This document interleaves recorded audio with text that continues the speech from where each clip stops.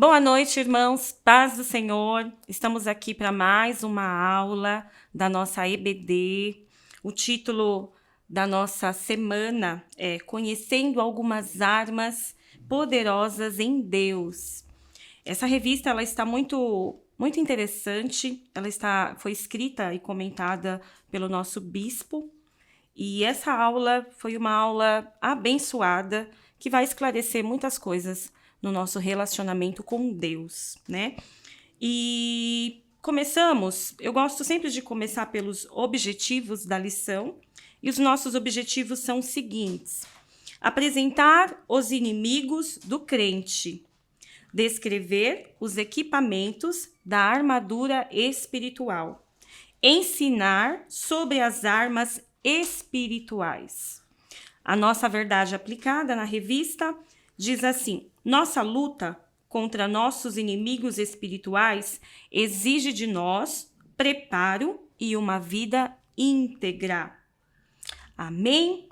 O nosso texto, onde nossa lição é baseada, é o famoso capítulo de Efésios 6, a partir do versículo 13. E pela importância desse capítulo, cabe a nós uma leitura bem rápida sobre ele. No 6,13 diz assim: portanto, tomai toda a armadura de Deus, para que possais resistir no dia mau, e havendo feito tudo, ficar firmes. Estai, pois, firmes, tendo cingido os vossos lombos com a verdade, e vestida a couraça da justiça, e calçados os pés na preparação do evangelho da paz, tomando sobretudo o escudo da fé, com o qual podereis apagar todos os dardos inflamados do maligno.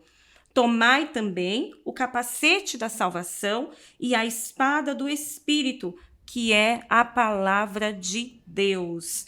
Um texto muito conhecido de todos nós e que devemos sempre trazer à memória e ao nosso coração, porque na nossa carreira cristã, nós acreditamos que a nossa batalha, ela é num campo material, ela é num campo físico, mas a nossa batalha, nós vamos aprender hoje, que ela também é num âmbito espiritual, né? Num âmbito acima das esferas, né, terrenas, nas esferas celestiais, como o nosso irmão Paulo nos diz muito nesse capítulo. E para começar, essa lição, a lição 8 da nossa revista, ela está muito interessante. Então, tem alguns pontos que eu vou ler com os irmãos, porque ela é rica em detalhes. Embora seja uma lição curta, porém rica em detalhes, e nós não podemos deixar passar. Então, ele começa dizendo assim: os antagonistas do cristão.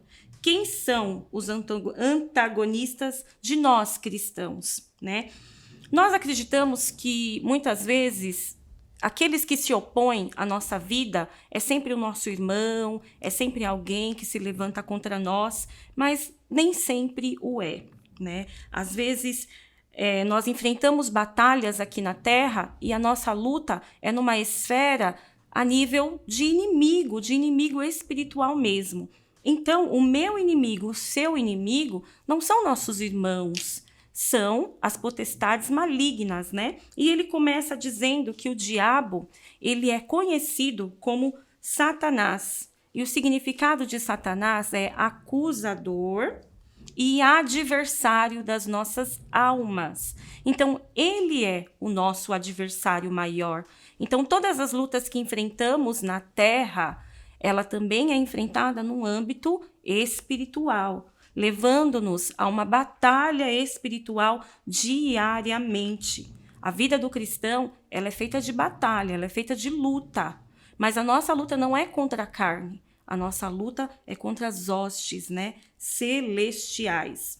E no tópico 1.1, o comentarista, ele diz assim, que Satanás ele é apresentado como serpente, Beelzebu e príncipe deste mundo. E também príncipe das potestades. Quando a gente lê a palavra príncipe, quando a gente vê príncipe escrito em algum lugar, isso nos remete à autoridade. Então, diante do inimigo das nossas almas, ele tem autoridade para lutar, né, para tentar nos fazer desviar do caminho. E existe um escritor muito famoso dos teólogos, que é Gruden. Ele afirma, olha que interessante o que ele afirma. Ele afirma que tanto o diabo e seus seguidores vão usar a tentação, a dúvida, a culpa, o medo, a confusão e a inveja, o orgulho, a calúnia para atrapalhar a nossa conduta cristã na terra. Então, ele vai usar dessas artimanhas para tirar-nos do foco, que é conquistar o céu, ganhar o céu, estar no céu. Então, essa é a nossa luta. Nossa luta não é contra pessoas, a nossa luta é contra, às vezes, nós mesmos, né? Então, toda a confusão, toda a dúvida, todo o orgulho, o diabo, ele é o pai do orgulho. Além de ser pai da mentira, ele é pai do orgulho, porque o que fez? Ele caiu do céu. O orgulho. Ele queria ser maior que Deus, ele queria colocar o seu trono acima do trono de Deus. E nós, cristãos, precisamos lutar muito contra essa raizinha que a gente tem, né, dentro de nós, que é o orgulho. No 1.2, o comentarista começa a falar sobre o mundo. E o mundo aqui que ele vai dizer não é o mundo em que nós vivemos, não é o planeta Terra, não é as coisas que Deus criou. O mundo que ele quer dizer é toda essa sociedade que se opõe ao contrário daquilo que Deus nos diz, né? Contrário à vontade de Deus, contrário a tudo aquilo que Deus pensou quando criou o homem. Então, todas as vezes que você lê nesse texto a palavra mundo, ele está se colocando sobre uma esfera assim moral, né? O mundo é contra as coisas de Deus. Então, o mundo prega uma imoralidade que nós cristãos devemos nos desviar de tudo isso. Porque nós habitamos num mundo em que a imoralidade é muito grande, né? Então, mas nós precisamos trazer à nossa memória que habitamos nesse mundo, mas não somos desse mundo. Somos cidadãos do céu. E é dentro desse contexto de mundo, de humanidade, que o amor de Deus se estabelece. Então, nós somos propagadores do amor de Deus aqui na Terra. Então, não cabe a um cristão se contaminar com a imoralidade do mundo, mas viver em um amor que leve o mais próximo de Deus, prezando a integridade e os valores do reino do céu. No 1.2, no 1.3, ele fala um pouquinho sobre a carne. E o que é essa carne que ele está dizendo aqui? Ele não está dizendo da nossa carne física, né, do nosso corpo físico, embora algumas batalhas a gente trava no nosso corpo, que são as enfermidades. Mas ele está dizendo aqui que a tendência da carne é aquela tendência que nós humanos temos, né, como homem e mulher, como pessoas que fazem parte desse mundo. Nós nascemos com a nossa índole, com a nossa carne predisposta a cair na imoralidade, a cair no erro e a cair no pecado. Então, todas as vezes que nesse texto ele falar sobre carne, ele está falando sobre isso, sobre a nossa tendência ao pecado, sobre a nossa tendência de cair ao erro. Porque ele afirma que o pecado gera morte, né? Então, nós temos que fugir dessa tendência da carne para não morrer. Isso fica muito evidente quando nós conhecemos uma pessoa antes de ser cristã. E quando ela se rende, quando ela se converte verdadeiramente, passa pelas águas, passa por todo aquele contexto, né, da salvação, ela muda os seus hábitos. Então, se antes ela era uma alcoólatra, agora ela é uma pessoa liberta. Se era um viciado, procura ser uma pessoa liberta diante de Deus. Então, ele não se entrega mais aos desejos da carne. E podemos usar outros exemplos, tantos outros exemplos. No 1.4, no 2, perdão, ele vai começar a falar sobre a armadura de Deus. E é aí que a gente vai focar a nossa lição desta semana. Eu comecei falando que a nossa luta ela é espiritual, que a nossa luta, ela pode ser uma luta no âmbito material, mas a maior guerra, a maior luta que nós travamos é no âmbito espiritual, onde nós precisamos usar a nossa armadura. Mas eu não posso deixar de falar, não é menos importante, pelo contrário, é muito importante. Muitos cristãos acreditam que a luta dele não é gerada num contexto de mente. E nesse texto, Paulo ele vai deixar bem claro algumas peças da nossa armadura que veio para que nós possamos proteger a nossa vida emocional. E nós vamos falar um pouquinho também quando chegar no ponto específico da emoção, da mente. A armadura de Deus, Paulo ele nos exorta que todo cristão precisa ser fortalecido na força do Senhor.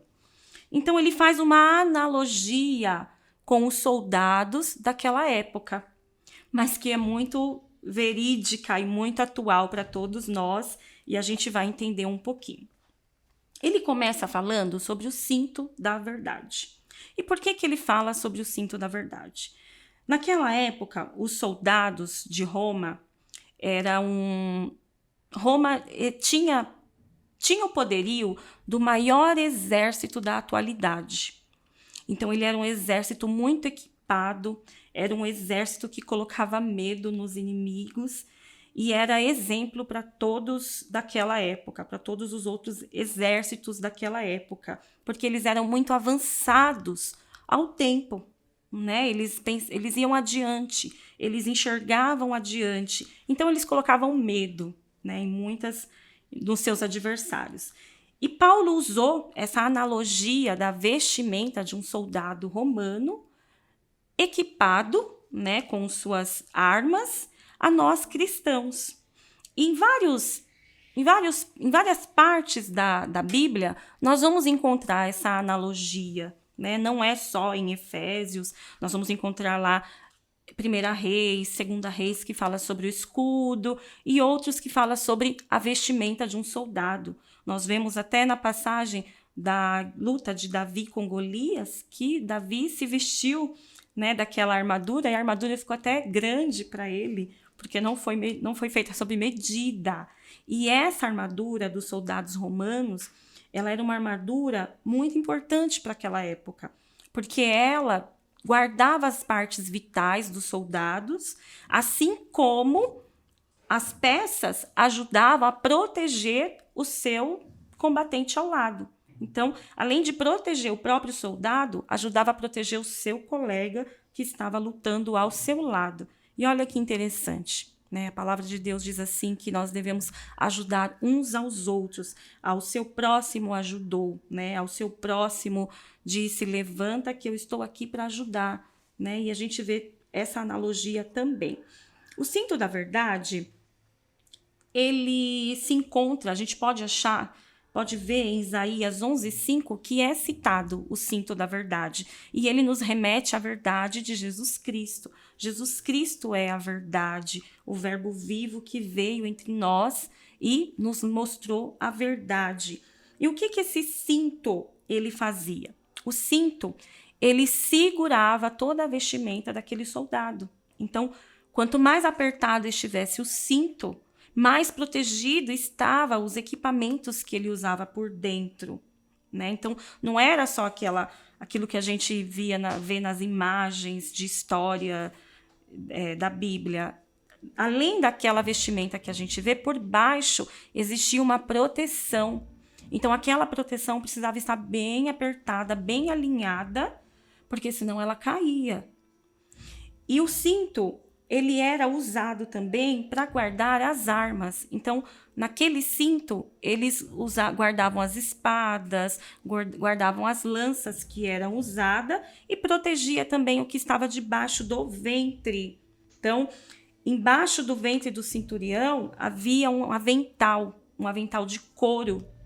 E o cinto servia para apertar esse avental para que ele não fosse atingido nas partes baixas. E falando sobre o cinto da verdade, ele demonstra para a gente a importância de usarmos um cinto, que é o cinto da verdade de Jesus Cristo, para nos amparar, para nos deixar firmes e fortes em Deus. Se nós, como cristãos, não andarmos na verdade de Jesus Cristo, a verdade de Jesus Cristo aqui na terra, nós não vamos conseguir ficar de pé.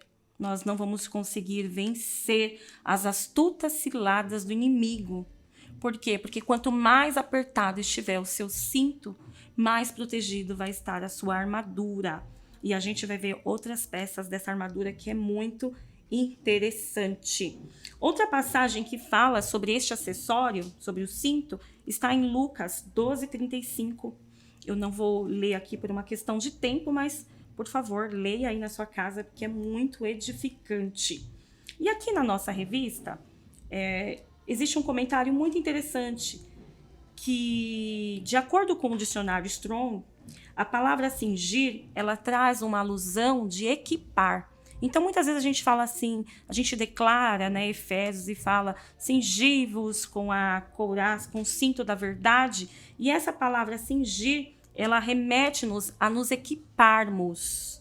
Então, todas as vezes que a gente usa a palavra equipar, nós estamos dando a entender que eu preciso me vestir dessa armadura. Então, quando a gente se sente fraco na fé, caído espiritualmente, é o momento de nós lembrarmos do Senhor. Senhor, eu tenho uma armadura, me ajuda a ajustar essa armadura em Cristo Jesus para me manter forte. No 2.2, ele fala um pouquinho da couraça da justiça. E aí ele diz assim: segundo Vaux, nos tempos antigos, a couraça era uma peça da armadura dos soldados que servia para proteger o tórax de ataques diretos. Então, além do cinto, existia a couraça. E a couraça, ela servia para proteger também as partes vitais e ela era longa. Então, existia couraças que eles vestiam como uma camiseta, como uma roupa, e aquela couraça protegia desde os ombros até os joelhos. E existia também um outro tipo de couraça que era encaixada. Então, encaixava a parte da frente, encaixava a parte de trás e amarrava o cinto. Essa couraça, ela nos remete ao nosso coração. Qual é a parte vital do ser humano? O coração. Então, ela protegia o coração e nos leva a entender que nós precisamos ter o nosso coração e os nossos valores guardados em Deus. O nosso coração, ele funciona como uma bomba. Então, tudo aquilo que você traz para dentro de você, o seu coração bombeia. E isso remete também à parte das nossas emoções. Muitas vezes nós ouvimos uma palavra, aquela palavra desce até o nosso coração, até a nossa alma, cria uma raiz e nós nos sentimos abalados. Então a couraça da justiça é para você proteger as partes vitais do seu coração. E olha que interessante também esse comentário, né, do autor. Mas nós que somos do dia, sejamos sóbrios, vestimos-nos da couraça da fé e da caridade, e tendo por capacete a esperança da salvação. Em Isaías 59:17, ele diz que a couraça faz parte da vestimenta do próprio Deus. Então, lá em Isaías 59, ele diz que Deus também tem uma couraça, né? Que faz parte da vestimenta do nosso Deus, que vem para salvar o seu povo. Então, Deus também tem uma couraça e essa couraça se estende até nós, né? Se estende até a mim e até você. E não mais, já estava me esquecendo de dizer aqui, que cingido também quer dizer cercado, em volta, ao redor. Então, quando você usa a couraça da justiça, você está se cercando, você está se protegendo dos ataques inflamados do inimigo também. No 2.3, irmãos, ele continua falando sobre os calçados do evangelho. Como que era feito esse calçado dos soldados? Por que que Paulo nos remete a vestir, a usar o calçado do evangelho? o calçado da paz em algumas versões. O estar calçado aqui nesse texto, ele nos traz a ilusão, nos remete a entender que se você está calçado, quer dizer que você vai caminhar por diferentes solos. Então, na sua caminhada, se você ficar numa luta, se você ficar parado, estagnado, você é uma presa fácil e você será facilmente atingido. O calçado que os soldados usavam, ele era feito de um material de couro, um couro especial, um couro tratado naquela época e servia para esse soldado se andar por todos os lados, por todo tipo de terreno, sem se machucar.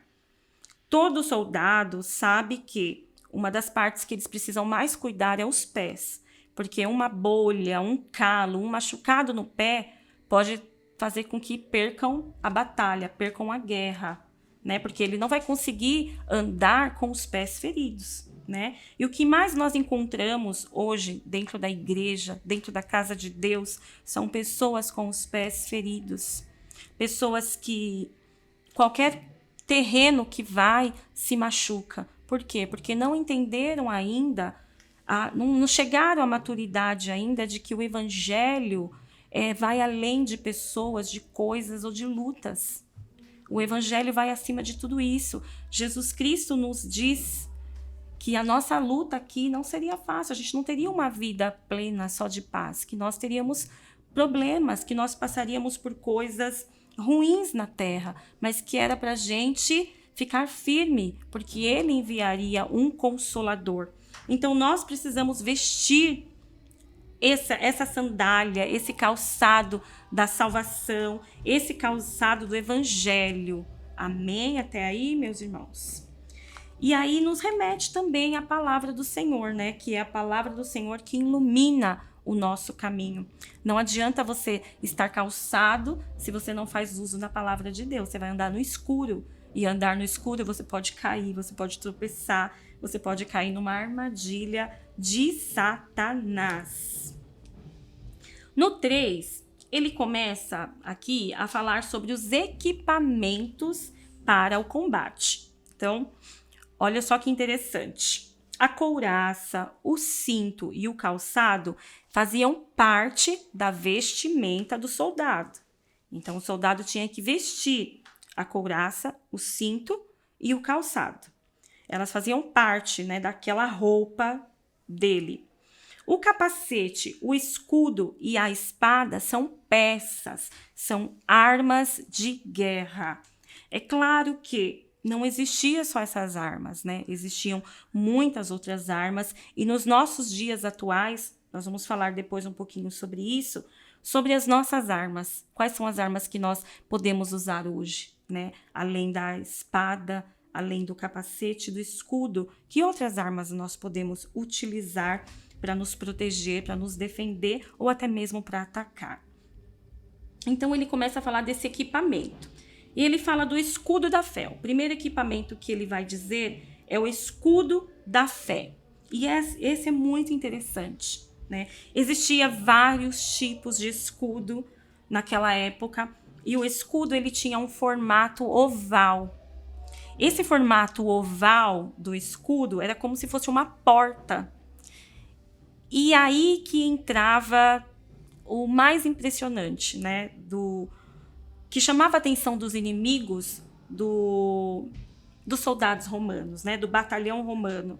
Esse escudo que eles usavam protegia não só aquele soldado, como protegia o soldado do lado que estava ao lado dele. Então, num campo de batalha, ele emparelhava o seu escudo e aquele escudo protegia tanto ele quanto o seu amigo do lado, o seu combatente do lado.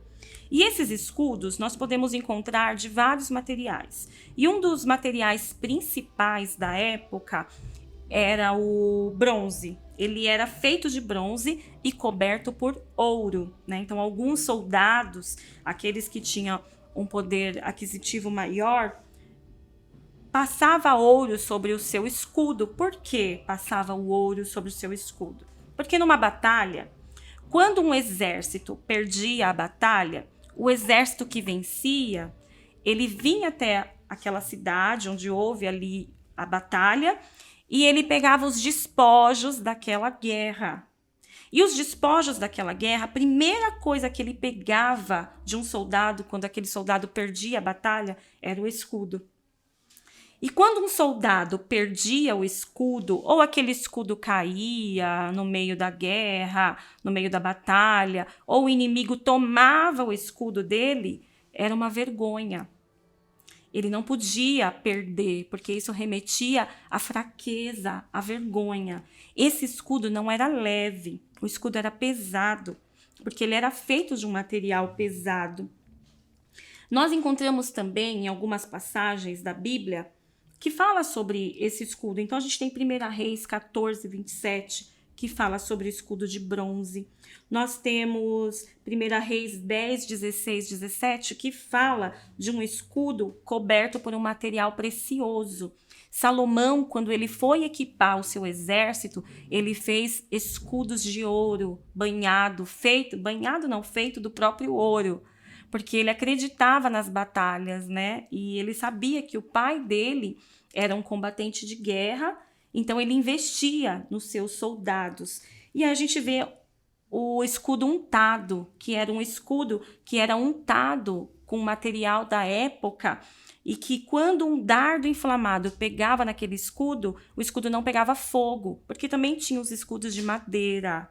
Então tinha os escudos de metais e tinha também os escudos de madeira, que era para os combatentes que não tinha tanto poder aquisitivo para adquirir. E olha que interessante, o comentarista diz aqui, o escudo era, junto com o capacete, uma das melhores armas de defesa.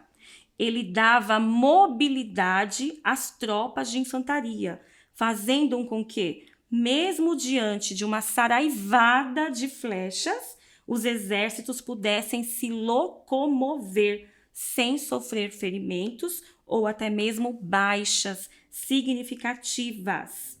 Paulo faz a justa posição do escudo com a fé, pois é através da fé que nem as dificuldades ou as condições desfavoráveis vão nos paralisar. A fé nos faz mover montanhas e avançar. A Bíblia diz assim que a fé vem pelo ouvir e ouvir a palavra de Deus, a palavra do Todo-Poderoso. Aqui eu não precisava falar mais nada, irmãos, porque a fé é o que nos vai manter de pé. É a fé, nós precisamos emparelhar os nossos escudos, nos revestir da fé do Senhor, ouvir a palavra do Senhor, mergulhar nas Escrituras de Deus, porque a nossa fé, ela vem pelo ouvir e ouvir a palavra de Deus. E quando você está posicionado em fé, essa fé contagia todas as pessoas que estão ao seu lado, porque ela vai se multiplicando de pessoa a pessoa. E Deus, ele é poderoso para livrar-nos de qualquer quadro, para mudar qualquer quadro na nossa vida, desde que nós usamos coerentemente a palavra de Deus como vestes, a palavra de Deus como um equipamento de combate. O próximo equipamento que ele vai falar aqui, um dos equipamentos mais importantes que, ao meu ver, eu acredito que é um dos equipamentos mais importantes, é o capacete da salvação. Nós vivemos num tempo hoje em que ser cristão, aqui no nosso país, aqui no nosso Brasil, nós não sofremos consequências físicas por ser cristão. Nós não recebemos consequências por professar a nossa fé. Nós vivemos num país livre. Nós vivemos num país onde nós podemos exercitar, louvar ao Senhor, falar do amor do Senhor. E o ataque do inimigo hoje não é efetivamente, diretamente contra a sua carne. Hoje o ataque dele é mais sutil. Tudo que o inimigo quer, irmãos, nos dias atuais, é tomar a mente de um cristão, com engano, com falsidade. Lembra lá dos pecados que nós falamos? Orgulho, tantos outros que nós citamos aqui. Então, quando o inimigo ele toma a mente de um cristão, ele ganhou a guerra contra aquela pessoa. E ele ganhando a mente daquela pessoa, ele consegue controlar todas as áreas da vida dela. Áreas emocionais, áreas espirituais, todas as áreas sentimentais. Por quê? A nossa mente, a Bíblia diz que nós temos a mente de Cristo. E quando nós temos a mente de Cristo, a nossa mente ela se torna um campo de batalha. Existe um livro muito querido, que é da Joyce Meyer, que chama A Batalha da Mente, o Campo de Batalha na Mente. E ele fala muito isso. Ele diz assim que a nossa luta começa contra a nossa carne, contra a nossa mente. Quando o inimigo ele não consegue te atingir em alguma área, ele começa pela sua mente. Então, pensamentos como eu não posso, eu não tenho, eu não consigo, para que eu existo, por que eu estou aqui? Tudo isso começa na nossa mente. E a partir do momento que ele consegue te atingir, ele consegue atingir outras áreas da sua vida, porque vai contaminando toda a vida de uma pessoa. Olha o comentário aqui do nosso bispo, olha que interessante. É muito pertinente o apóstolo Paulo ligar o capacete com a salvação, tendo em vista que um dos grandes ataques do inimigo contra nós começa na esfera dos pensamentos. O adversário utiliza da tentação para que os fiéis venham vacilar e cair. É no âmbito da nossa mente que somos atacados. O grande perigo da tentação não é sofrê-la, e sim deixá-la entrar no coração. Então, que nós possamos permanecer firmes na presença do Senhor e usar esse capacete da salvação. O capacete do soldado romano, que é o que nós estamos, o foco da nossa lição aqui, ele era feito de um material muito interessante, ele era feito de bronze, mas ele tinha uma trava, e essa trava ajustava, em alguns soldados, ajustava essa trava com a sua armadura aqui na nuca. Nos remete ao quê? Que a nossa mente precisa estar alinhada e entender que nós temos sim uma proteção em Deus. Amém? No 3.3, ele fala um pouquinho sobre a espada do Espírito.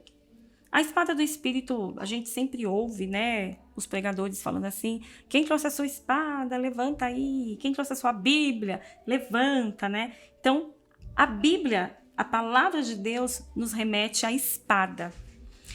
Todo soldado daquela época, em alguns lugares, a história nos mostra que os homens, eles tinham uma espada. Então, assim que os meninos tomavam uma idade de entendimento, o pai presenteava esse menino com uma espada. Então, se era um homem, tinha uma espada e precisava saber manusear bem essa espada. Porque se ele não manuseasse bem, além dele se machucar outra pessoa, ele mesmo se machucaria, ele auto se machucaria. E isso nos remete a entender que não podemos dizer que somos cristãos se não estudarmos a palavra de Deus. Existe uma frase muito interessante que diz que a escola bíblica é a escola mais importante da vida de uma pessoa. E eu acredito muito nisso. Porque aqui na palavra de Deus, ela contém, nessa espada poderosa, ela contém armas, ela contém soluções para todos os problemas da nossa vida. Algumas pessoas costumam dizer que a Bíblia ela é mais atual do que o jornal, do que o noticiário de amanhã. E a gente, como estudiosos da palavra de Deus, como conhecedores da palavra de Deus, sabemos que é verdade. E além dela ser mais atual, aqui nós encontramos conforto para o nosso coração e para a nossa caminhada com Deus. E ele continua dizendo uma parte bem interessante sobre a espada. Ele fala que a espada, o comentarista diz, a espada era uma arma de ataque na qual servia para causar dano ao inimigo. Atualmente, vivemos em um mundo globalizado, em um país que ainda se pode pregar o evangelho sem ser preso. Por isso. Entretanto, muitos crentes não fazem o uso correto dessa arma. Muitos a deixam de qualquer jeito, se deixam levar por quaisquer ventos de doutrina, por serem analfabetos bíblicos funcionais.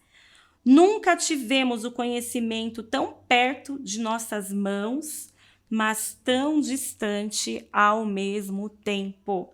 O que ele quer dizer com isso? Ele quer dizer das pessoas que são levadas a qualquer vento de doutrina por não conhecer a palavra de Deus. Nós temos a palavra, o verbo vivo de Deus aqui entre nós. A gente pode carregar esse verbo, a gente pode carregar essa palavra de Deus e a gente não faz o uso correto dela. Nos deixamos enganar por qualquer vento de doutrina ou por qualquer coisa que é falado e afaga o nosso ego. Então, meus irmãos, nós como cristãos precisamos entender, estudar, nos vestir, revestir, lustrar a nossa armadura todos os dias. Nós temos uma armadura cristã, nós temos uma armadura que podemos usar todos os dias da nossa vida, porque hoje a nossa luta não é mais lá nos campos de batalha. A nossa luta é no campo de batalha aqui, da nossa mente. É contra a tentação, é contra tudo aquilo que vem para destruir o cristão de uma forma assim bem suave, bem de leve, que ele nem mesmo percebe que está caindo em perigo. Eu marquei aqui um comentário, provavelmente não vai ter na revista do aluno, que é um comentário de professor, e que eu achei muito interessante falar sobre ele. E eu grifei para ler na íntegra para vocês, porque é muito interessante. Olha o que ele diz. Quando sentimos, refletimos uma vontade. E quando refletimos uma vontade, externamos um comportamento. Guardemos nossa mente contra as investidas do adversário. Ele está falando sobre a tentação, que tudo começa no campo da nossa mente. Nós somos tentados na nossa mente. E eu disse para os irmãos que existem outras armas de guerra que nós podemos lutar, podemos usar, na atualidade. Nós temos o louvor, que pode ser uma arma de guerra. Então, quando as coisas não estão indo bem, você pode colocar um louvor e começar a adorar ao Senhor. Você pode cantar, é uma arma de guerra. Nós temos a oração. Não existe um cristão que se diz ser filho de Deus se ele não tem um contato com o Pai, e a gente já viu isso em outras lições dessa revista atual, desse trimestre.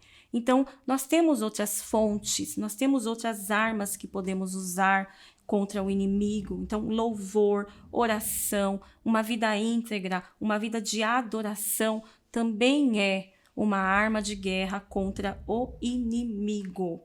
E não, para a gente terminar, aqui eu fechei minha revista, mas eu vou abrir de novo porque a gente vai voltar lá nos objetivos. Lembra que eu gosto de começar com os objetivos e gosto também de terminar com os objetivos. O primeiro objetivo era apresentar os inimigos do crente. Então, quais são os nossos inimigos na atualidade?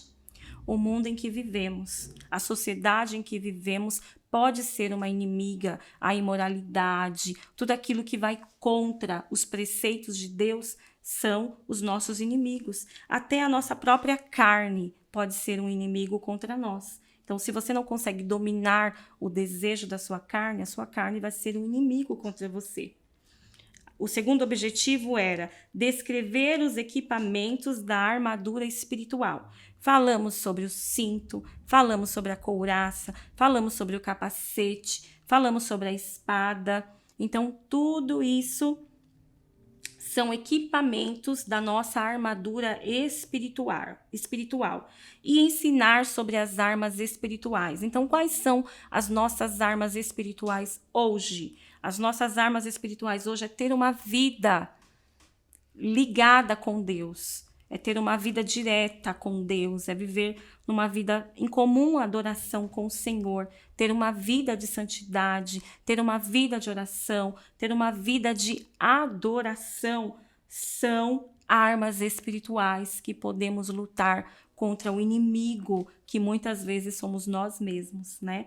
A gente às vezes fala que o inimigo das nossas almas, mas às vezes o seu próprio inimigo é você mesmo. E você pode fazer uso de tudo isso contra o inimigo. No versículo 10, ele fala assim, Efésios 6:10, fala assim: no demais, irmãos meus, fortalecei-vos no Senhor e na força do seu poder. Essa palavra força, que a gente encontra aqui em Efésios 6:10, no grego, ela quer dizer dínamos. E o que é dínamos? É um poder herdado. O significado dela é um poder herdado. Então, você tem o dínamos de Deus dentro de você. Você herdou esse dínamos de Deus. O que nós precisamos é colocar em prática. Amém, meus irmãos? E para terminar, quero agradecer você que vai assistir. Peço que dê um like aí, né? Curte, compartilhe com mais alguém, porque a escola bíblica é a maior escola da vida de qualquer pessoa. Muito obrigada, que Deus possa abençoá-los e até mais.